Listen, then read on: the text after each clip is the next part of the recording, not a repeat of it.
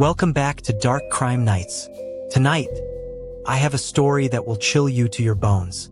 It's about a late-night delivery to an abandoned hospital in small-town America, where what should have been a routine pizza drop-off turned into something unforgettable. If you enjoy true crime-inspired horror stories, make sure to stick around until the end, and don't forget to subscribe for more terrifying tales every week. My name's Alex. This happened in the summer of 2020, right in the middle of the pandemic. I was 17, working nights at a local pizza chain just outside a mid-sized American town.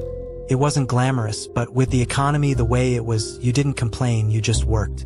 The place was quiet most nights. Slow business, dead streets, an endless folding of greasy cardboard boxes. It was around 10:45 on a Wednesday when the tablet lit up with a new online order. Large pepperoni. Easy enough. But when I looked at the delivery address, my stomach sank. It wasn't a house or even an apartment. It was listed as St. Mary's Memorial Hospital. Here's the thing. St. Mary's had been closed down for years. The town cut funding and the building was just sitting there, abandoned, falling apart. Everyone in town knew kids broke in sometimes to party or dare each other to spend a night there. But no one actually lived there. So why was someone ordering a pizza? Narrator. My first instinct was to reject it. But before I could, my manager, a guy named Rick, leaned over. He was the type of guy who didn't care about much except getting deliveries out.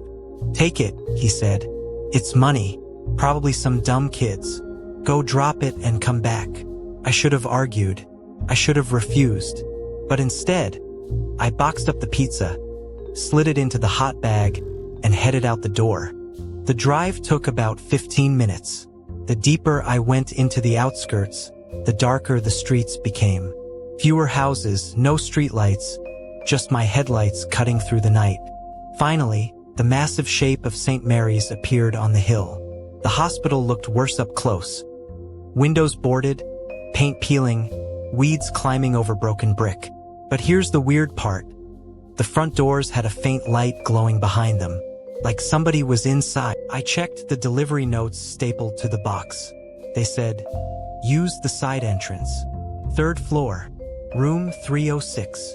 My stomach dropped again. This wasn't kids ordering for fun. Someone was seriously expecting me to walk into an abandoned hospital at night with a pizza. I parked on the gravel shoulder, grabbed the pizza bag, and pushed on the side door. To my shock, it opened with almost no effort. The smell hit me first. Dust, mold, and something faintly metallic. The halls were empty, long, peeling paint on the walls, broken gurneys shoved in corners. A wheelchair tipped over in the shadows. Every step I took echoed. I told myself to just drop the pizza and leave. The elevator doors were chained shut, so I found the stairs. My sneakers squeaked against the cracked tile as I climbed.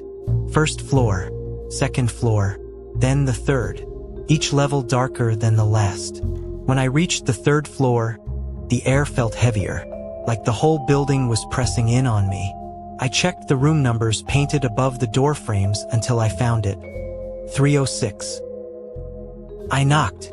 No answer. Knocked again. Nothing. Finally, on the 3rd knock, I heard movement. Slow, dragging footsteps from inside the room. A voice, hoarse and low, whispered, "Leave it inside." The knob turned just enough that the door cracked open.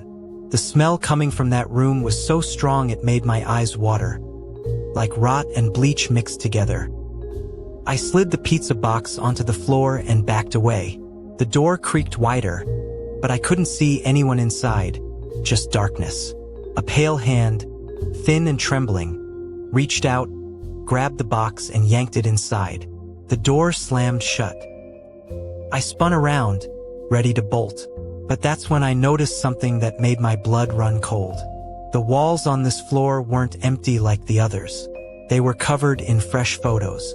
Polaroids, dozens of them taped up side by side. And they weren't old hospital photos. They were of me. Pictures of me driving the delivery car. Me walking up the hospital steps. Even me standing right there in the hallway seconds earlier. Whoever was inside that room had been watching me the entire time. Suddenly, the door to 306 burst open. I didn't wait to see who or what came out. I ran, sprinting down the hall, nearly tripping on the busted tile, heart hammering in my chest. I could hear footsteps behind me, heavy, fast, chasing. I barreled down the stairwell, 2 steps at a time, the sound of someone screaming echoing after me. Not words, just raw, inhuman noise.